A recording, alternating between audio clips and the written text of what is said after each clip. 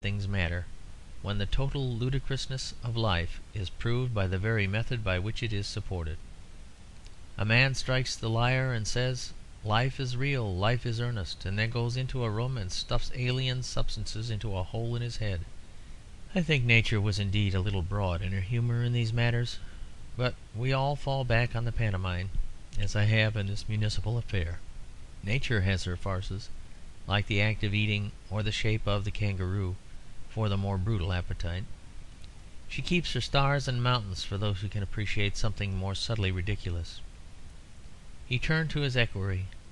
"But, as I said, eating. Let us have a picnic like two nice little children. Just run and bring me a table and a dozen courses or so, and plenty of champagne, and under these swinging boughs, Bowler, we will return to Nature." It took about an hour to erect in Holland Lane the monarch's simple repast, during which time he walked up and down and whistled, but still with an unaffected air of gloom. He had really been done out of a pleasure he had promised himself, and had that empty and sickened feeling which a child has when disappointed of a pantomime. When he and the equerry had sat down, however, and consumed a fair amount of dry champagne, his spirits began mildly to revive.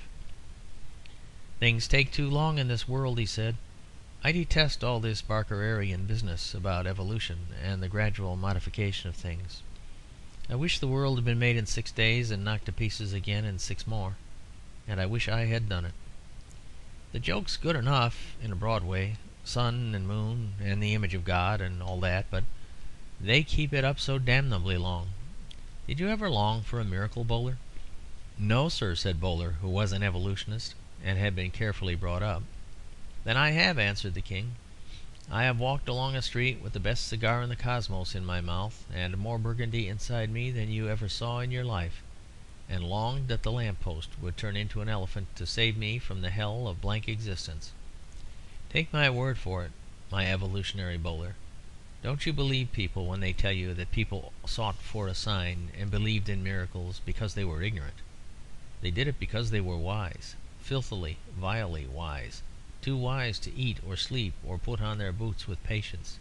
This seems delightfully like a new theory of the origin of Christianity, which would itself be a thing of no mean absurdity. Take some more wine."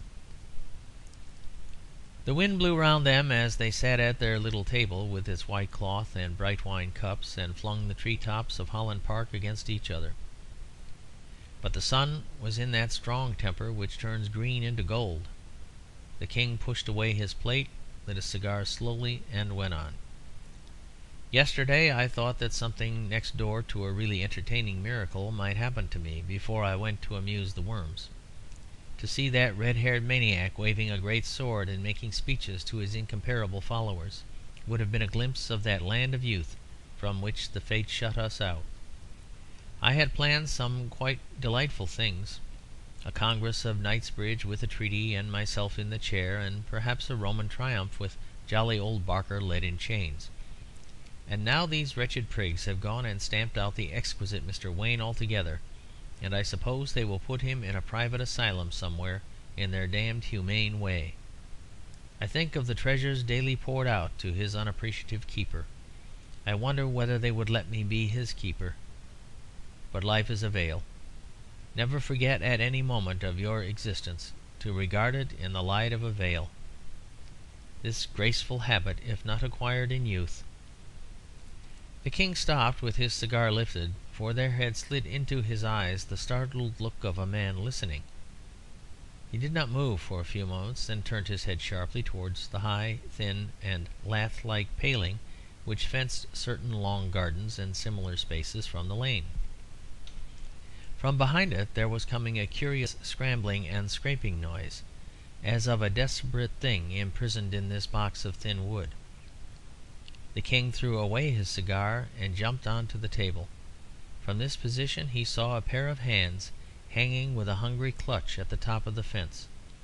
Then the hands quivered with a convulsive effort, and a head shot up between them, the head of one of the Bayswater's Town Council, his eyes and whiskers wild with fear. He swung himself over and fell on the other side on his face, and groaned openly and without ceasing.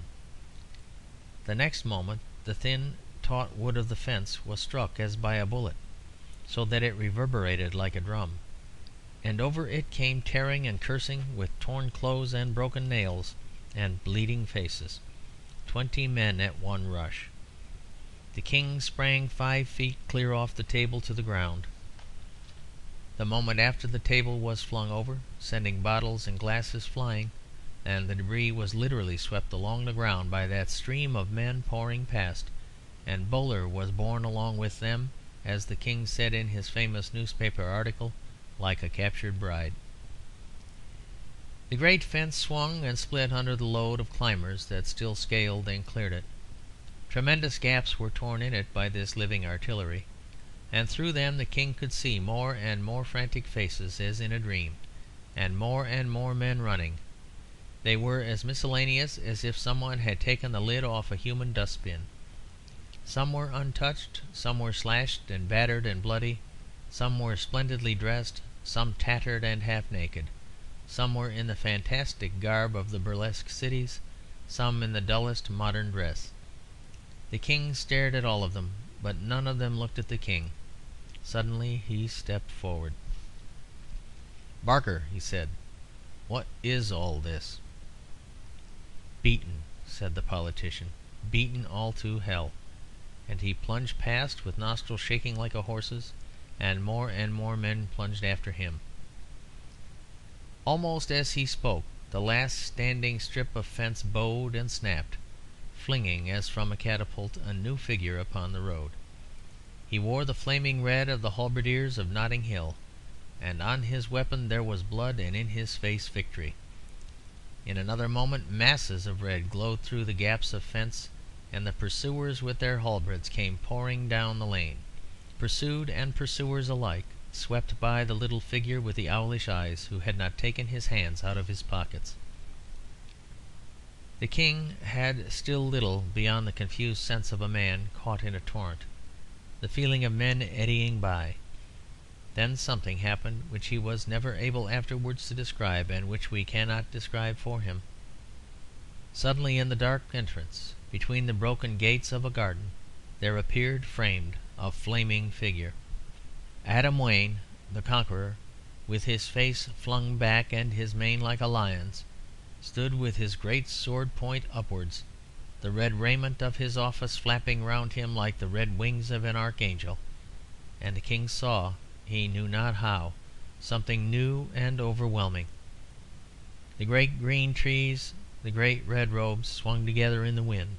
The sword seemed made for the sunlight. The preposterous masquerade, born of his own mockery, towered over him and embraced the world. This was the normal. This was sanity. This was nature. And he himself, with his rationality and his detachment and his black frock coat, he was the exception and the accident, a blot of black upon a world of crimson and gold. End of Book 3, Chapter 3.